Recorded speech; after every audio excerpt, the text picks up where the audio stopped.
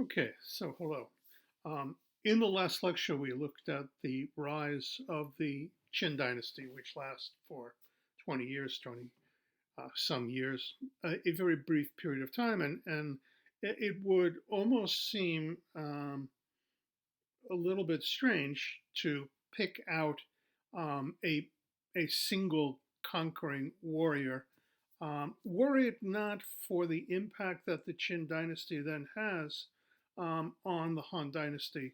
And contemporary historians will sort of say that without the Qin dynasty establishing the format of a unified empire, uh, maybe the Han dynasty never exists, never doesn't come into existence, so that the Qin is a fundamental first step in the direction of the Han dynasty, considered to be one of the most important and fundamental, indeed, the earliest of the truly established uh, dynasties that is a true empire over an extensive landmass in East Asia.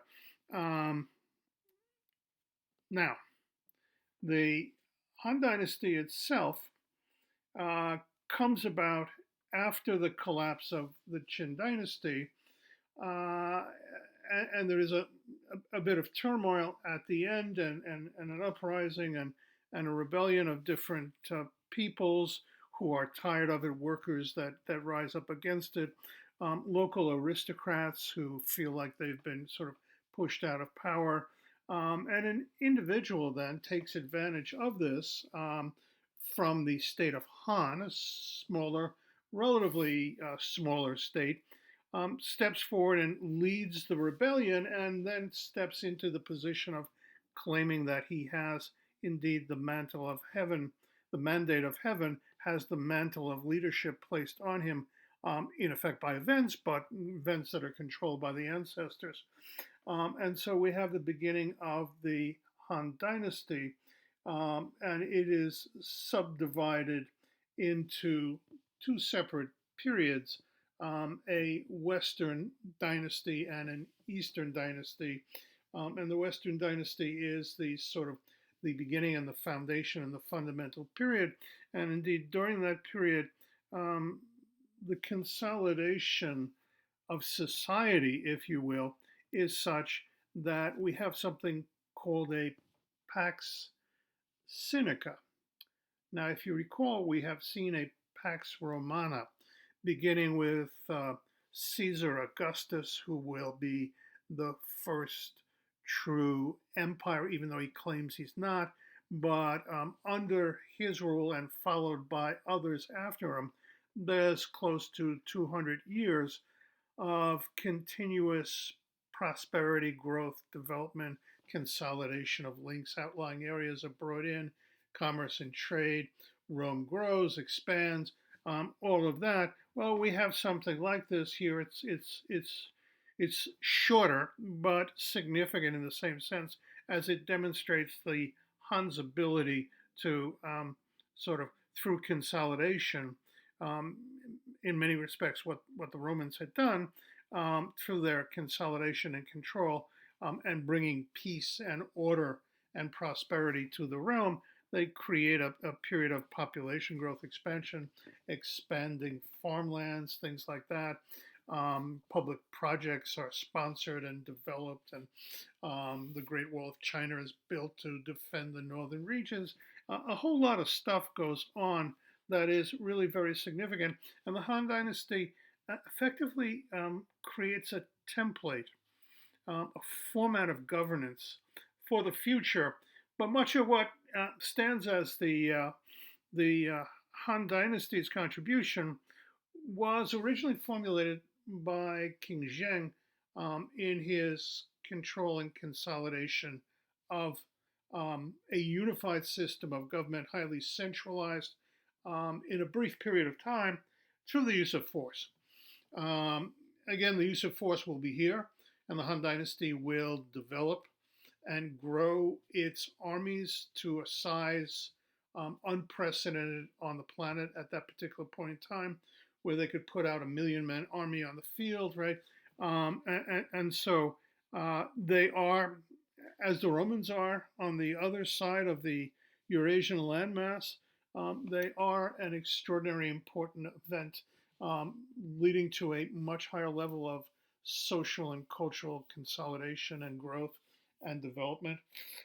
During this time, they are also going to develop a political narrative, um, which we saw some of the debate during the warring period of time in the Hundred Masters, in which they sort of literally, mm, different versions of what indeed was needed, and building on the mandate of heaven idea and other kinds of things. So what they will introduce, and the text is pretty clear about this and does a nice job, very simply and shortly saying what they are responsible for in both theory and practice, which is important that it's both ways, is the idea of the dynastic cycle. That dynasties can rise and fall, as we've seen with the Zhou being replaced by the Qin, being then replaced by the Han Dynasty.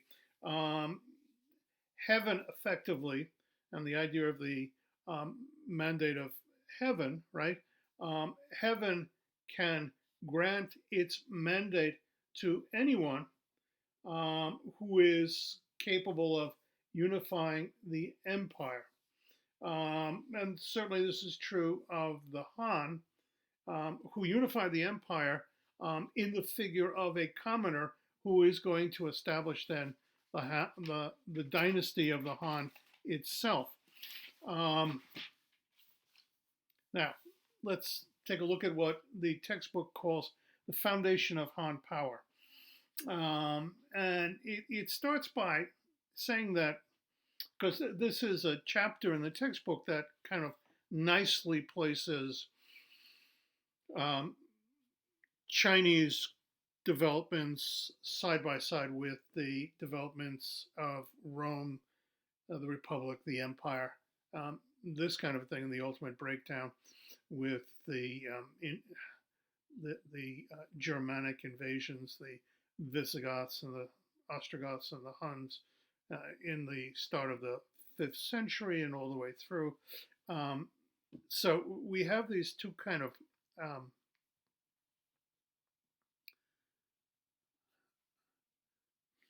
can't remember the name. Yeah. Okay. Okay. I hate it when my mind does that. I'll wake up screaming at night. I've already told you I'll wake up screaming for something else, right? Okay. So when you look at both the Han and the Roman empires, they both relied on political institutions. In other words, force and power. They also had ideological supports to assist them, right? And they were able to control economic aspects to help them maintain power by having money to pay the military and the Roman legions on the one hand, and the massive armies that the Chinese are going to put together. The Han, however, are going to differ from the Rome in their use of civil bureaucracy. As we saw, the Romans didn't exactly develop a bureaucratic base. What they sent out were governors and military leaders with a military contingent out to outlying areas in terms of the delegation of authority. And when they got there, those people then who were sent out were literally sort of forced to find influential figures in the local population and bring them in and have them assist them with doing aspects of government. And of course, what the Romans were most interested in was, first of all, maintaining peace and stability, but also extracting taxes. It's not that different in China as well. But what the Chinese are going to do is what we have already seen in the period of the warring states, bleeding into, to a degree, the Qin Dynasty, although the Qin Dynasty originally sees the intellectuals as potential enemies of the state, based on the sort of the warring ideologies of that period, right, of the warring states, and burns books and things like that, but ultimately decides that they may be valuable if they are willing to support us to a certain degree. And as we move into then, and it's only a 20 some year period that the Qin is there and working, this kind of thing. And once we move into the Han Dynasty, um, originally the individual who becomes the first emperor of the Han Dynasty uh, has um, scorns. Um, he urinates in the hat of an intellectual to demonstrate his lack of appreciation for intellectuals. But as he's in power for a period of time, he begins to recognize the need. And of course, um, as we mentioned in the lecture on the Qin, um, part of this has to do with the very difficult nature of Chinese writing and the ability to sort of communicate with outlying areas when you do have an empire like this. And you then need individuals who can both write down what the laws are and what they say, their implications, right, and draw up drafts to be sent to the different parts of the empire. But then when they get there, they need to arrive in the hands of individuals who are trained in the script, can read it, can announce out loud what it says, right? This kind of a thing. And you would hope that the governors are themselves literate, but you can't always be sure of that, right?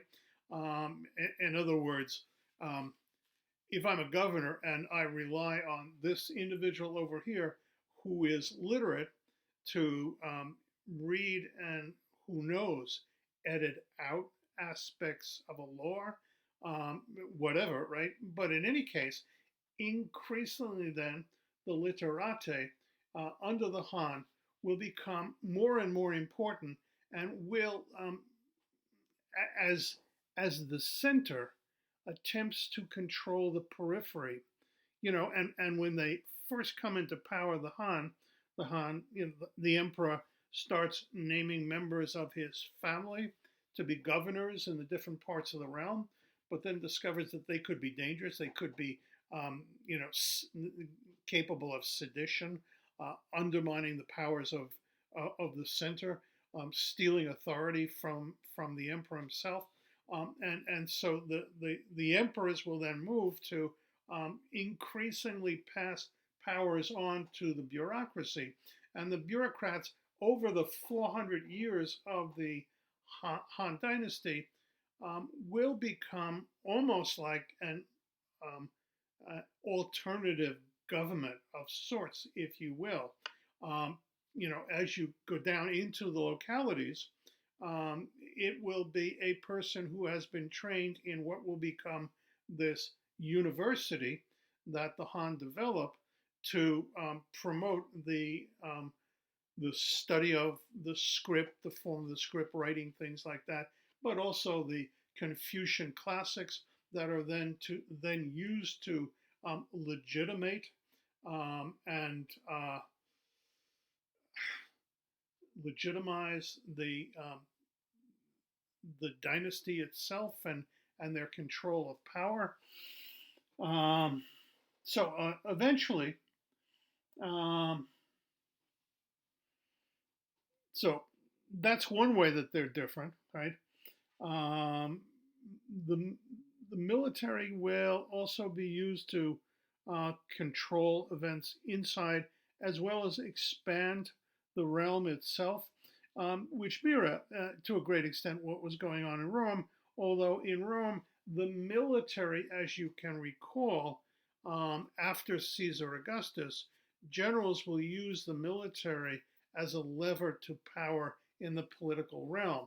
The same is not true here in China, where the military is definitely an arm of the central government to control and expand the central government.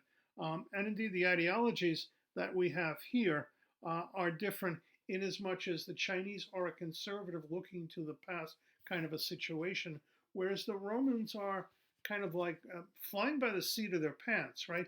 They didn't have a model to follow. They just kind of emerged and grow and develop. Remember, they throw off the Etruscan king in 509.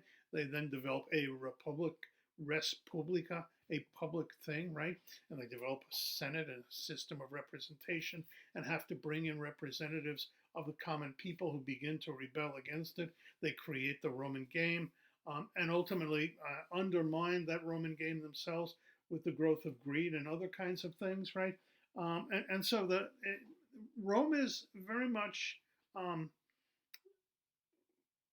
a much more, shall we say, flexible, problem solving kind of thing that as the problems that they themselves create, then they have to somehow resolve those problems. And maybe not always successfully, because ultimately they are forced to replace a citizen army with a professional army that ultimately becomes an army of mercenaries who will turn and run when things get tough. Um, the Han, on the other hand, will continue to rely on its peasantry, and in that it's similar to the Republic, but then different from the Roman Empire. At which point, um, the growth of the latifundia system, plantation slaves, have replaced them. Um, uh, okay, let's see, where do we go from here? So effectively, the Han Empire will create an alliance between the imperial family and a new elite group in society, the so-called literati, the scholar gentry class, um, who are united, both the emperor and this class of people, in their determination to impose order on the rank and file of Chinese society. So effectively, they buy in, and they are agents of that power. And as they penetrate into different cities and towns around the empire, they begin to develop their own individual source of power and wealth there. And they will increasingly become a wealthy group in society that gains through access through to the political power at the Senate, at the center. They become then powerful figures in their own right, so that even a bureaucracy can threaten um, the threaten the leader at the center who has delegated power out to them. Now, in this case, the delegation of power was not like the example I gave you of the DMC. It's a delegation of power in a much broader sense because they control the means of communication. And that's interesting facet to see. And of course, they're going to rely on the Confucius ideology of respect going up, starting in the family, but then going up all the way up to it.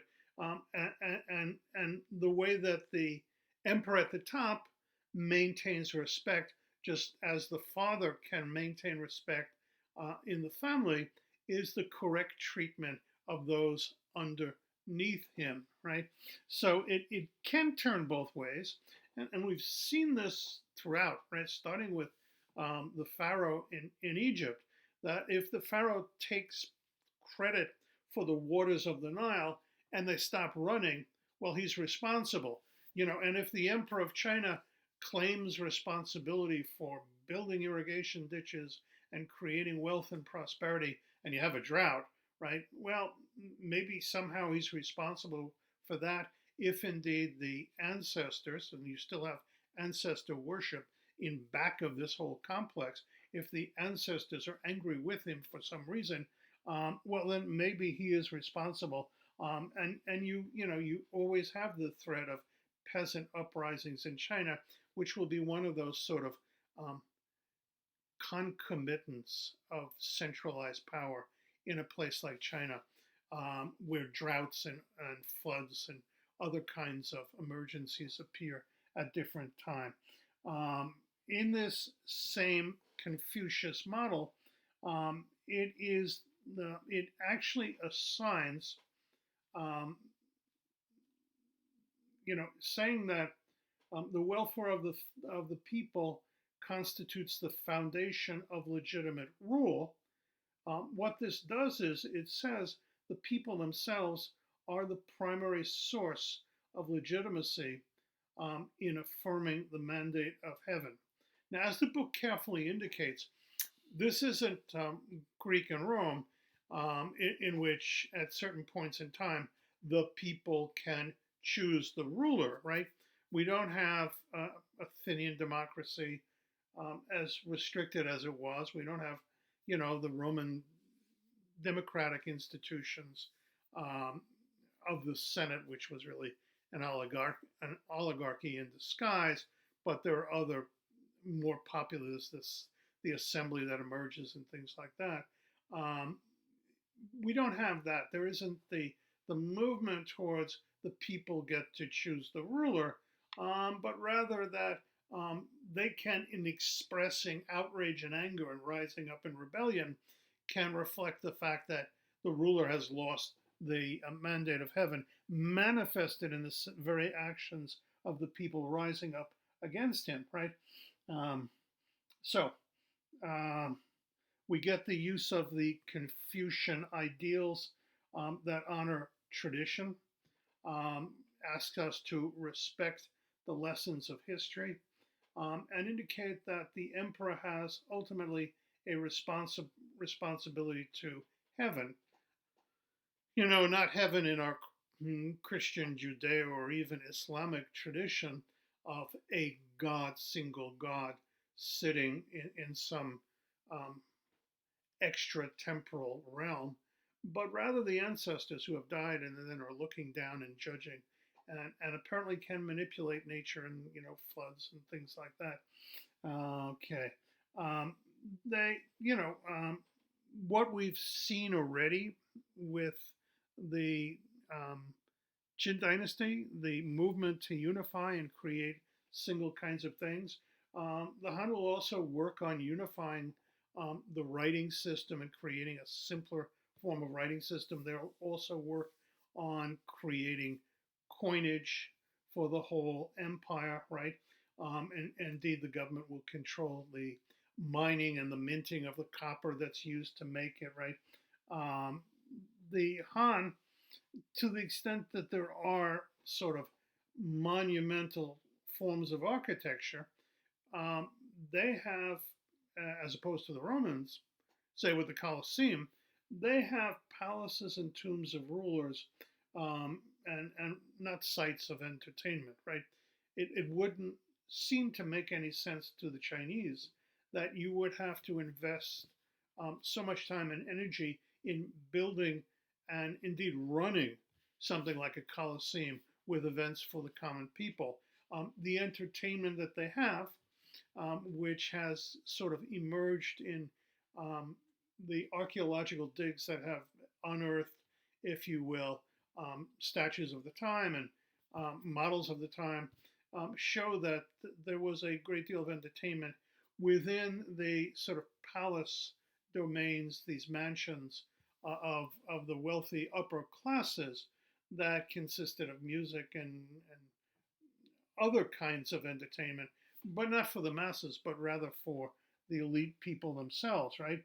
And so you don't get a Shakespearean theater where all different classes can come and observe. And so Shakespeare's theater has elements of the popular classes and the upper classes thrown into the plays themselves. We don't have that. We have the true separation of classes here.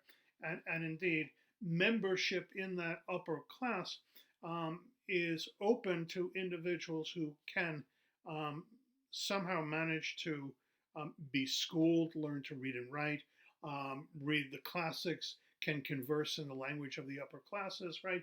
So it's not entirely a closed system, but it's really a very, very difficult system for a peasant in the fields to penetrate because who has the time, the money, and the ability, right, to you know, find a school, find a teacher, right, this kind of a thing, right. Um, so the real base of Han society is going to be a free peasantry who own the land, work it, they till it, they plant it, right? If you've ever seen pictures of, groups of Chinese peasants bent over planting rice paddy, rice that they plant in one field, right, where they close together, and then they transplant it to the rice paddy, and seedling by seedling, they put it in, and all day bent over in the sun. It's backbreaking hard work, right? But still, they are a free peasantry, and they are able to amass wealth and buy more land and do things, right? And they are the basis of the society in a way that Rome originally was, but then loses it, such that slaves, as in both Athens and Sparta. Sparta certainly much more. Sparta is an example of a city state dedicated to nothing more than warcraft and military endeavors on the part of the citizens, and the work in the fields is done by slaves. Same thing is true when they conquer Sicily in the First Punic War. Rome conquers Sicily, right? Then they begin to bring it to the Italian peninsula, right? At which time we get that crisis that the Gracchus brothers intervene. These two brothers who try to bring land reform to Rome, but of course, land reform would be taking land away from the elite classes, many of whom sit in the Senate themselves, and they're both assassinated. Um, so you get the shift then from the free peasantry and the destruction of the Roman game, which is just going to lead step by step, as we said, through these processes in which you no longer have a citizen army, you have an army of professional soldiers initially who pledge their allegiance to the general and not to the idea of Rome itself, and then ultimately mercenaries who are basically just paid soldiers, right? And whatever loyalty they have is to the highest bidder, which can't always be true, because if you're always going to be loyal to the highest bidder, who's going to bother buying you? Because someone else could come along with more money and take you away from me, right? But still, it certainly is part of it, right? So we were saying the base of Han society is this free peasantry, the great masses who are spread out over the earth, um, and in the Chinese, the Han formulation, they will be honored for their productive laborers. Merchants, on the other hand, are disrespected, right? Sort of looked down on because they don't work hard, right? At least in the ideology of the state. Yet at the same time, as the Han Dynasty goes on and begins to consolidate and create that Pax Sinica, merchants settling in towns and cities around become increasingly wealthier, and indeed ultimately become, at the top echelons, become important figures in Chinese societies. Um, the merchants, however, will be subject to controls, um, will practice aspects of conspicuous consumption nevertheless, right? Let me see.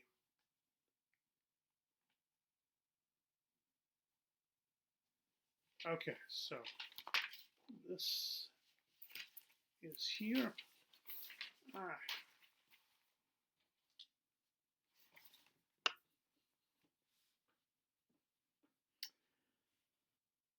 So between the year 100 BCE, right, which is about 100 years into the initial phase of the Han Dynasty, up till about the year 200, close to the end of it, scholar officials um,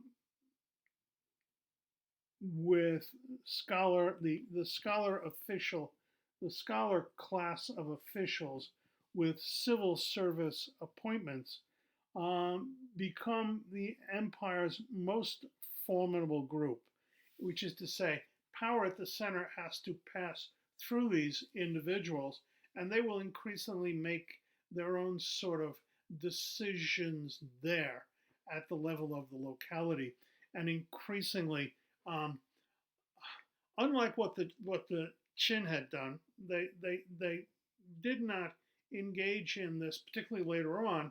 Um, you can't serve in your own region. You have to be moved around. They weren't as controlled as that, and so they can sort of sink their roots into the ground, begin to develop contacts with other, with merchants and other wealthy people in the individual, and ultimately they become the bulwark, the strength, the backbone of imperial authority, and indeed of imperial legitimacy, because they are the ones who articulate the you know the rationale, the ideology, the narrative that gives the moral high ground to the Han in this case, right? Um,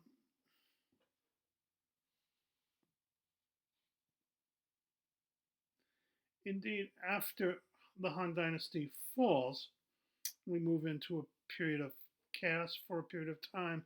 Then we get the Tang Dynasty, right? Um, they will become the dominant aristocratic clans.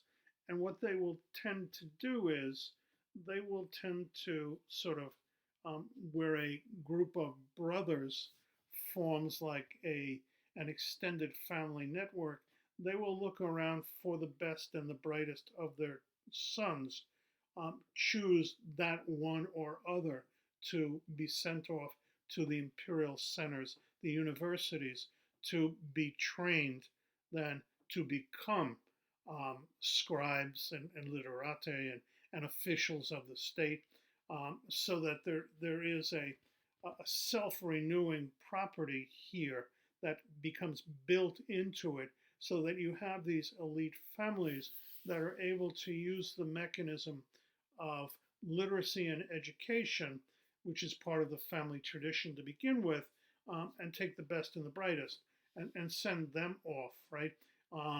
And so they will arrive at these schools with the benefits of coming from a family with an appreciation of the value of literacy and where it will take you, right? Um, so at a certain point in time, um, the first phase of the Han Dynasty will um, begin to collapse, right? And what did we say the time frame was? Okay, so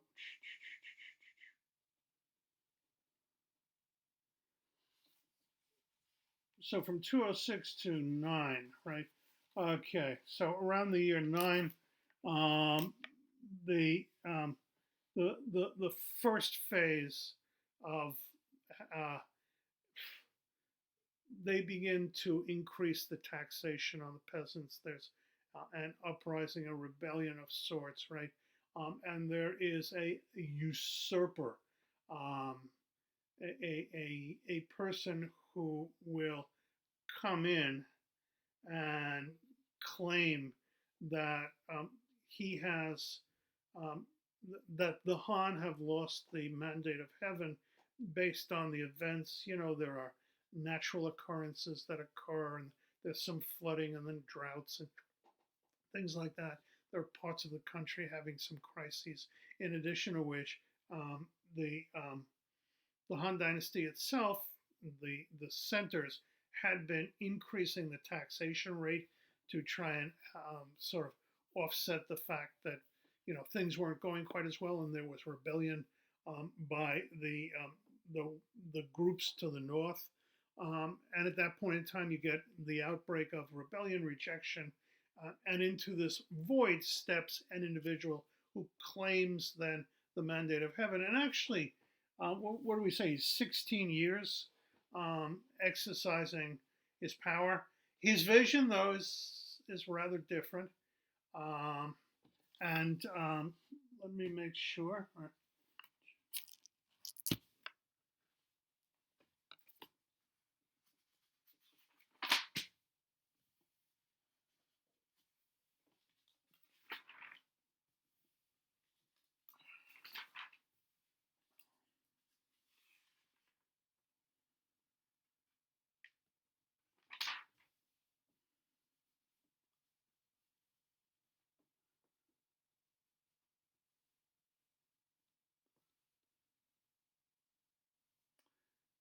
So he takes over and tries to, he's something of, shall we say, his name is Wang Mang, and again, he's just this. Had he stayed in power and created a new dynasty, then had he been able to sustain what he was trying to do, he'd be more than this, And so he's been tagged as a usurper because after his 16 years in power, and he's forced out of power, um, the Han come back in. And so, in coming back in again, they label him a usurper and indicate that indeed they never lost the mandate of heaven. They're back again, they're exercising it again. It was stolen from us by this usurper. And so, the term usurper and the Chinese term that was applied to him was obviously applied by the Han Dynasty after the fact when it enters into the second period of its existence, right? And he attempts, while he's in power, land reforms and try to improve the situation of the peasants who've been impoverished, decreases taxes. He takes gold away from the wealthy. He redistributes it, and obviously creates enemies, and he is thrown out. And in as a result, then the Han come back in again, but they have been somewhat weakened in the process of being out of government for 16 years and being brought back in again. So the second period does continue with a growing power in the hands of both local aristocratic nobles, including merchants, who are now becoming more wealthy and more powerful as they go. And so the second half then of the Han Dynasty suggests a decrease in the powers of the center, which had been the major contribution indeed of the the Qin Dynasty to create a template for centralized control, which the Han Dynasty builds on and attempts to, and indeed does, for 400 years. Considering the fact that the the, the Qin were in power, 10 years more than the so-called usurper, right? How much difference is there between them? But there is a great difference in that the model that King Zheng um, presents to Chinese society is a model that the Han can then use successfully to um, take over, step into it, and impose it, even though after the fall of uh, the Qin, right, uh, they had attempted to create this, recreate a sort of confederation of states that doesn't last, and the the the leader of the Han comes in. That being said, um, so let's see, where are we then? Um,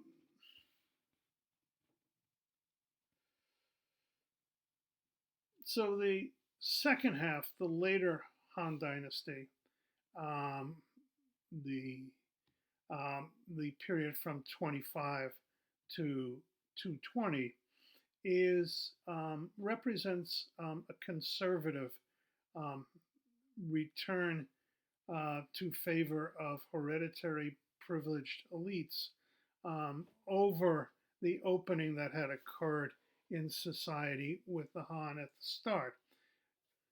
Central government will be weakened and engages in a hands off policy in terms of economics, which does sort of create a certain amount of growth and development, but the landholders and the merchants increasingly try to squeeze the peasantry to concentrate wealth and leave poverty in the hands of um, the the free peasants who are the backbone of the army, but also of the teams of laborers who are going out and building the Great Wall and things like that, right? Such that by the end of this, you'll have a collapse again and a degree of, um, the center doesn't hold. We have somewhat chaos and confusion, a breakdown into isolated zones, power brokers begin to develop, and it will then um, force a new resurgence of power at the center of all of this, right?